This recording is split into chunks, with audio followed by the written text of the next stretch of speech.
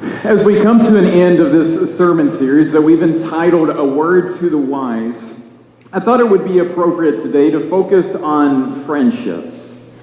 But why would finding the right friends be such an important piece of advice?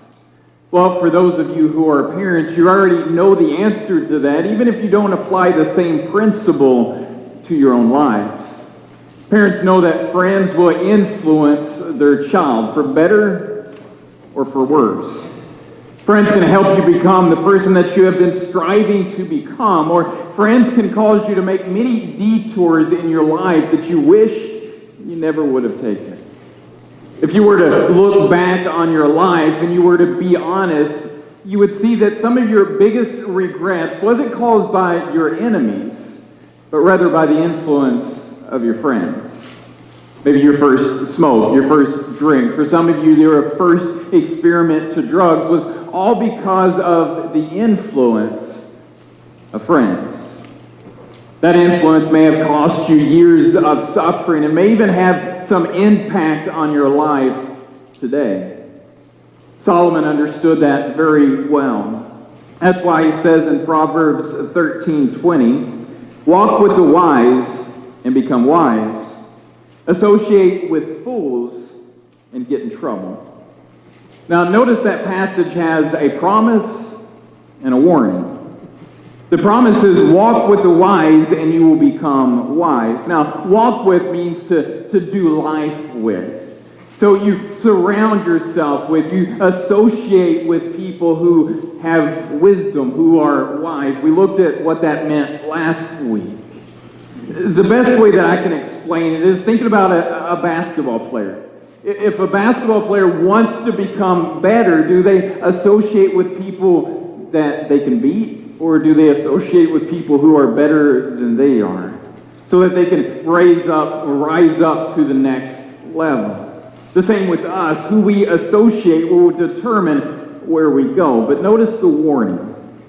The warning is associate with fools and get in trouble. Now, it doesn't say or associate with fools and you will become a fool. It doesn't say that. Because if it said that, we often think, well, I'm smart enough. I won't go down those same paths. I won't get involved with that. I won't become as foolish as they are. That's not what it says. It says associate with fools and get in trouble. You don't even have to participate in it. The consequences of what they do can get you in trouble.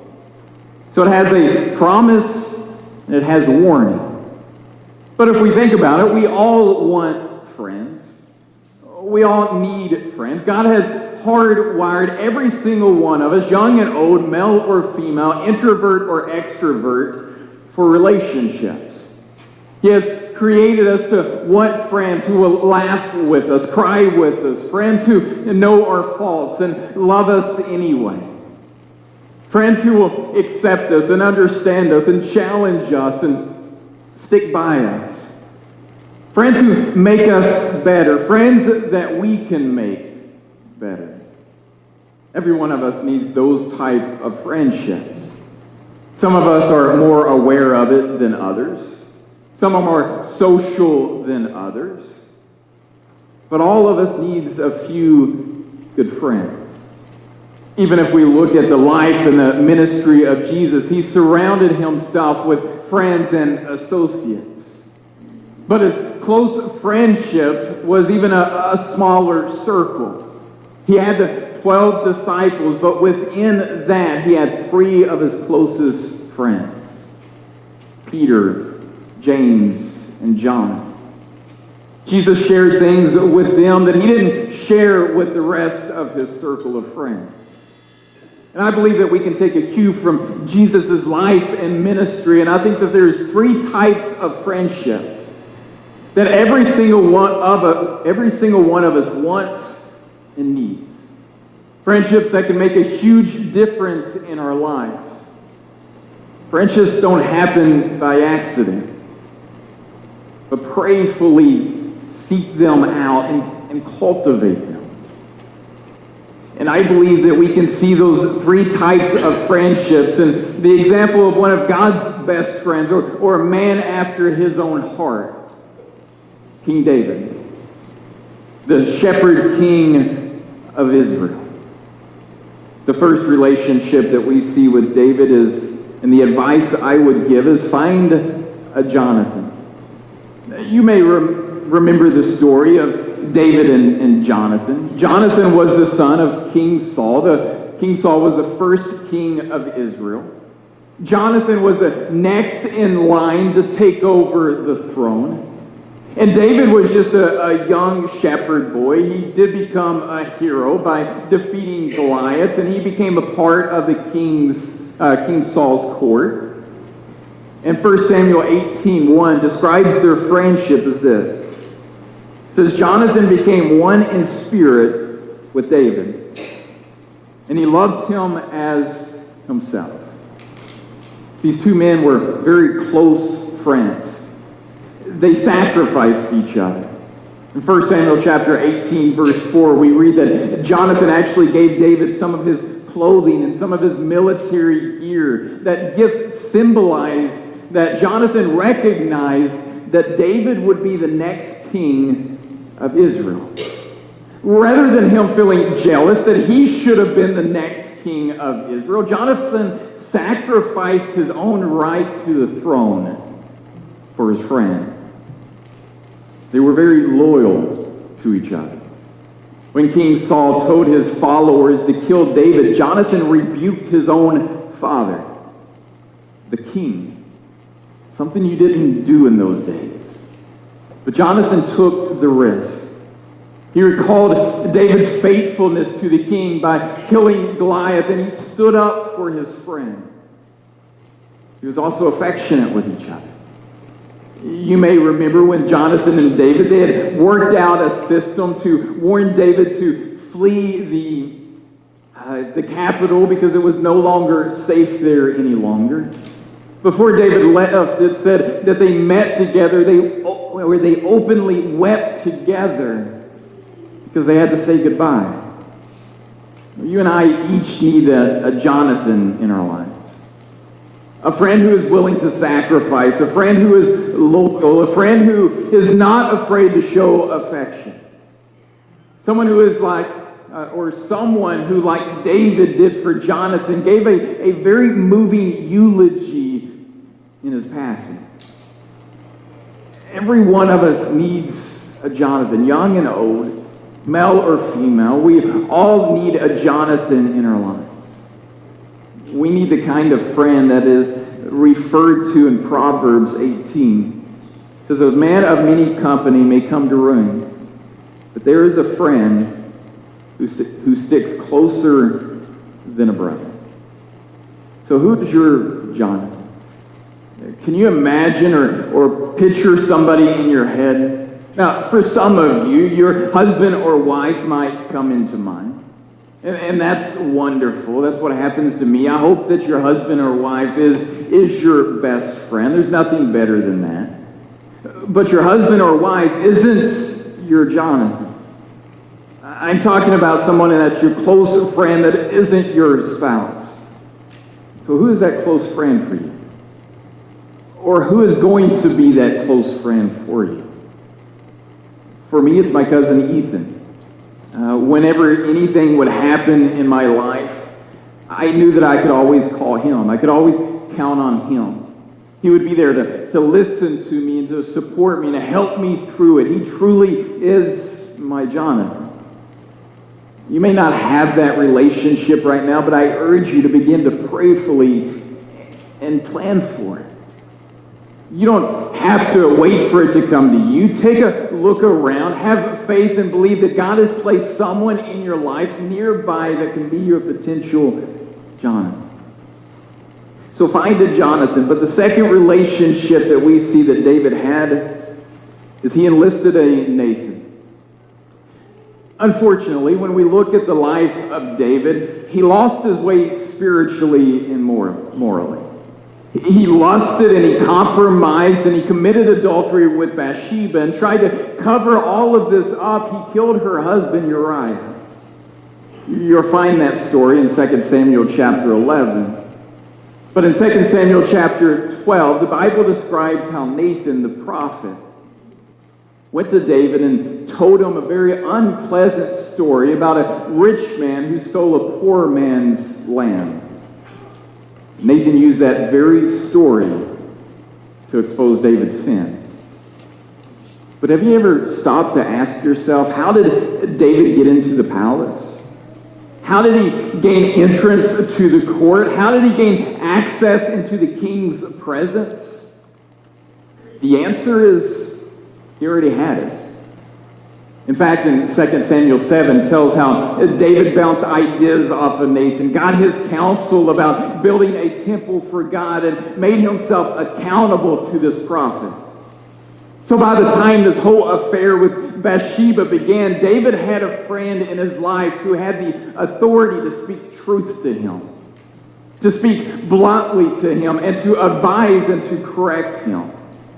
I need that. I need a Nathan in my life, and I believe every single one of us needs one too. A Nathan is an accountability partner, as Nathan was to David, as Jethro was to Moses, as Barnabas was to Paul. Nathan is someone who loves you, but is not impressed by you, not fooled by you. Someone that you can trust, someone who loves you no matter what. Someone with whom you can be vulnerable, someone that you can be accountable to. Howard Hendrickson once said, have you got anybody in your life who's willing to keep you honest? Anybody who's willing to say to you, hey man, you're neglecting your wife and don't give me any gold. I know it, everybody else knows it, it's about time that you knew it. So who's your Nathan? Who are you going to give the authority to speak truth to you?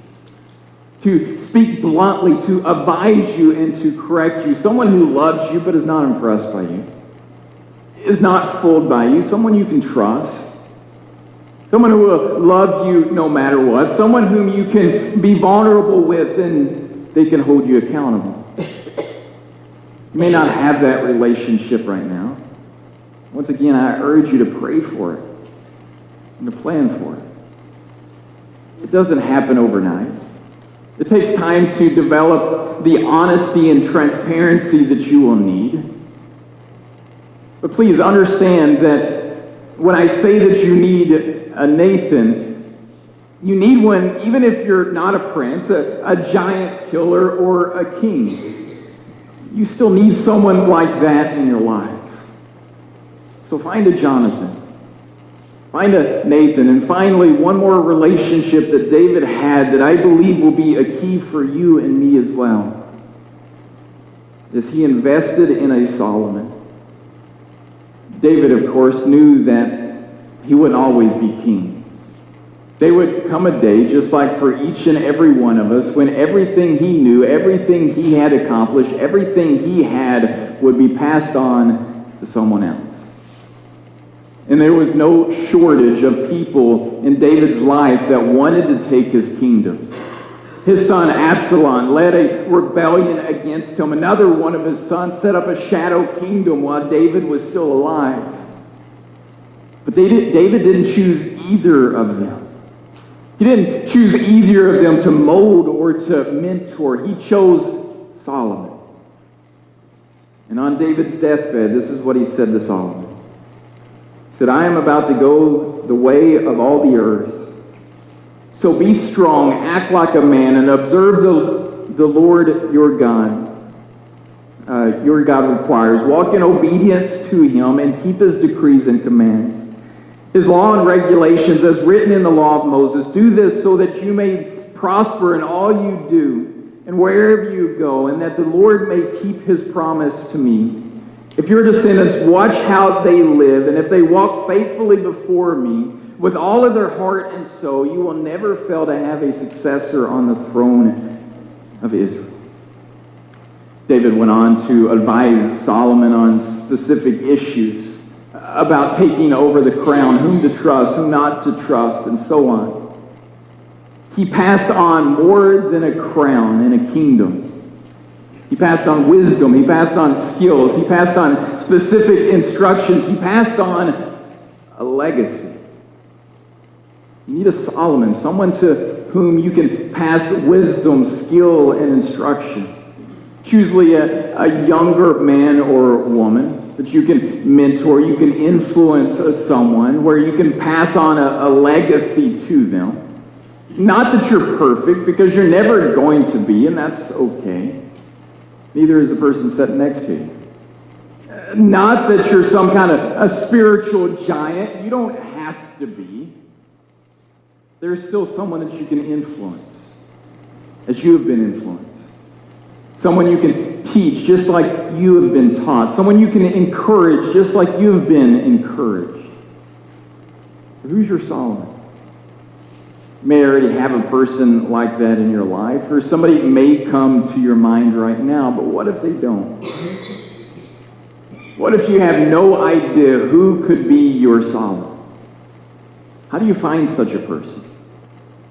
First of all, pray that God will bring that person into your life. Or if they're already in your life, that God will point them out to you.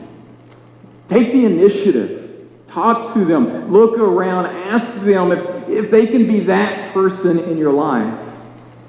And keep up. Keep at it. Howard Hendrickson said, "Don't be surprised if it takes more than one or two experiences before you find that person.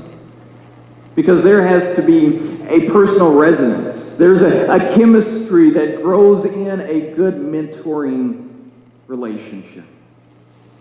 Now, I truly believe that if we will emulate David, the man after God's own heart, and build relationships as he did with a Jonathan, a Nathan, and a Solomon, I believe that we will be blessed. Our lives and the lives of others will be more enriched because of it.